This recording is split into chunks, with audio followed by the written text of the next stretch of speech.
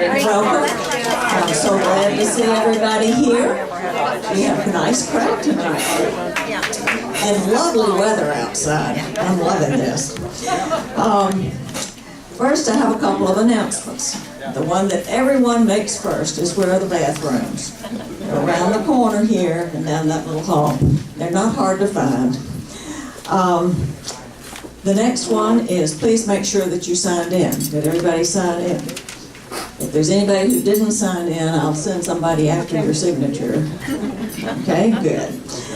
And now we need to have somebody from Franco's tell us about the menu. Who would that be? You gotta tell the menu?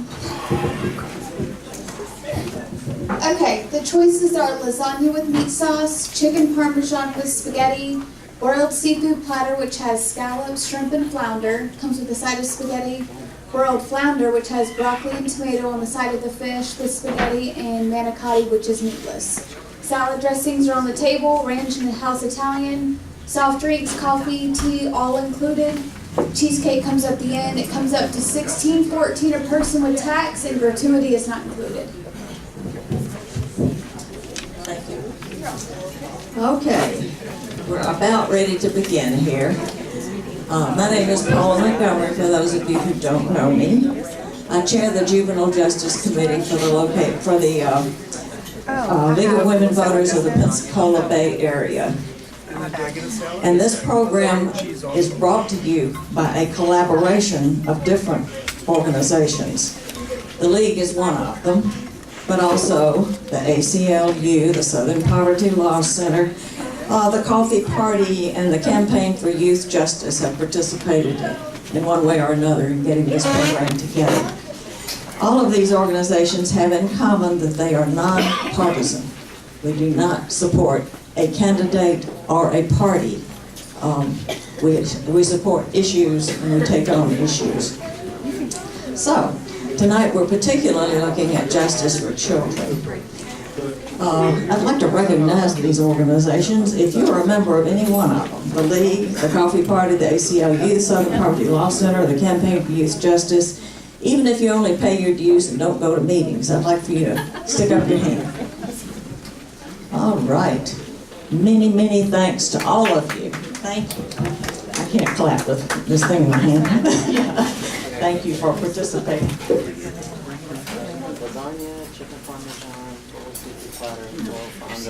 Now, are there any elected officials in the House? Anyone who's already holding an office right now?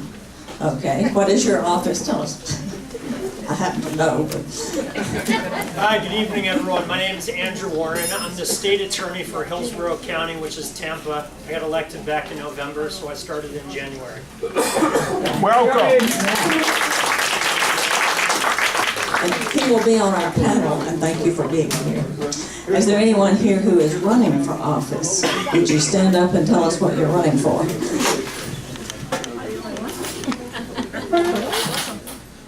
My name is Vicki Garrett, and I am running for the Florida House of Representatives, District 1C. If you'd like more information, to see me afterwards. I'd love to get your name and contact information. Thank you.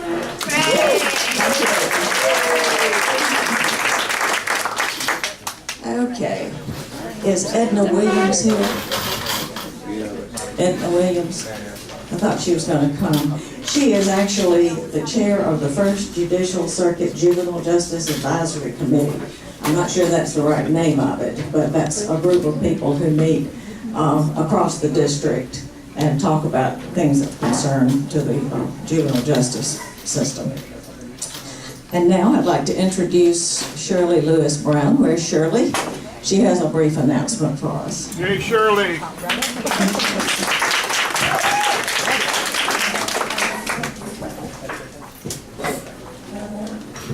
I'm Dr. Shirley Lewis Brown, and I'm the League's point of contact and point person for the Second Chance Initiative, which is we're trying to put an amendment on the ballot for 2018 for the restoration of convicted felons' rights. And I have petitions. If you have a folder, there's a petition inside. So if you want more, we have more. And if you want to have us come and do an event, contact the Leaves website, look at League of Women Voters PBA, and get the contact information will be on the website. It's also on our Facebook page, and we'll come out and collect petitions.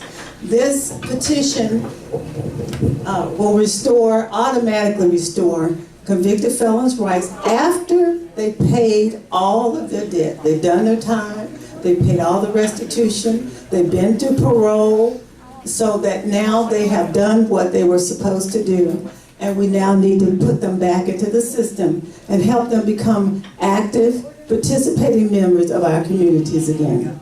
There are two groups that are excluded, and those are those who are convicted of murder and felony sexual offenses.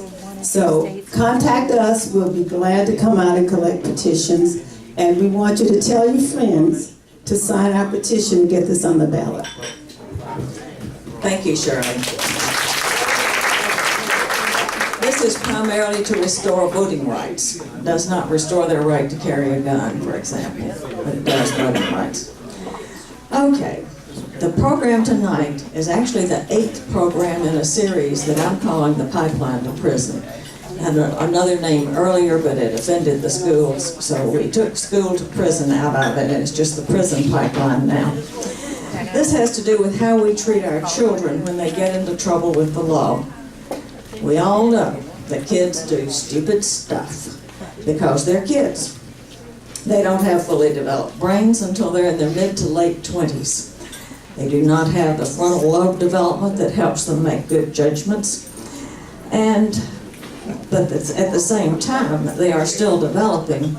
So they're not fully adult, but they have the capacity to learn. And if we treat them as if they were adults, then you are missing a good chance to reform them, rehabilitate them, whatever needs to be done. So, in this program, you'll hear from and can ask questions of people who actually know what they're talking about. I'm a lay person, but we have some people here who are professionals in their system, in their lives. They may have some specific suggestions about improvements that can be made. And I have some postage-paid postcards. Now, those were donated by Pam Schwartz. Wave, Pam. Thank you, Pam. Yay, Pam. The purpose of these postcards is to write a note to your senator, Doug Broxson. And a minute ago, I had his address up here. I don't know what happened to it. Okay. And tell him that we favor Senate Bill 288. This is a bill which has been proposed. Of course, they can't vote until after the session comes on in January. But this is a proposed bill that would make collecting information about kids who have broken the law, they've been arrested, and right now they have a chance to go either to juvenile court or to go to adult court. And this particular bill helps keep better statistics on what happens to the ones who go into adult court, how they got there, and also how to, what the system says right now. And you're probably wishing that I would sit down so we could get on with this. So I will in a minute. First, I want to tell you about a special treat that we have tonight. We have a local author, Andre Walker. Wave your hand, Andre. Thank you. She has written a very compelling book about a teenager who did something incredibly stupid and was sent to prison for 7 years. The book tells you very movingly about the effect on the child, how much time he spent in solitary confinement, and also the effect on his family, his mother in particular. This child, who lived in Georgia, was fortunate enough to have a family waiting for him and supporting him during all this time. Not all kids are that lucky. Anyway, if you would like to buy a copy of this book, it is a real bargain. It's $12, and Andre brought a few with her, and when we're leaving, she'll be over here by the door with copies of it. I do recommend the book. And she can take cash or a check, but she doesn't do credit cards. Now, we're finally ready to begin. First, we have a documentary. This was prepared by Frontline, which is a PBS program. And then after we watch this, I think it's 28 minute movie, our moderator, Lisa Nellessen-Savage. Lisa, wave your hand. She is the executive editor of the Pensacola News Journal, and she will introduce our panel. Each of the panelists will speak for 5 to 8 minutes, after which we will have questions and answers.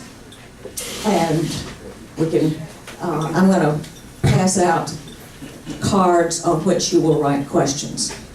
Now, a word of caution. You've got some postage paid postcards. Those are for writing to Senator Broxson. They're not for writing questions. We also have some blank cards with little lines on them, and those are for questions. And we'll make sure you have plenty of both. Okay, thank you. We're ready for the movie now.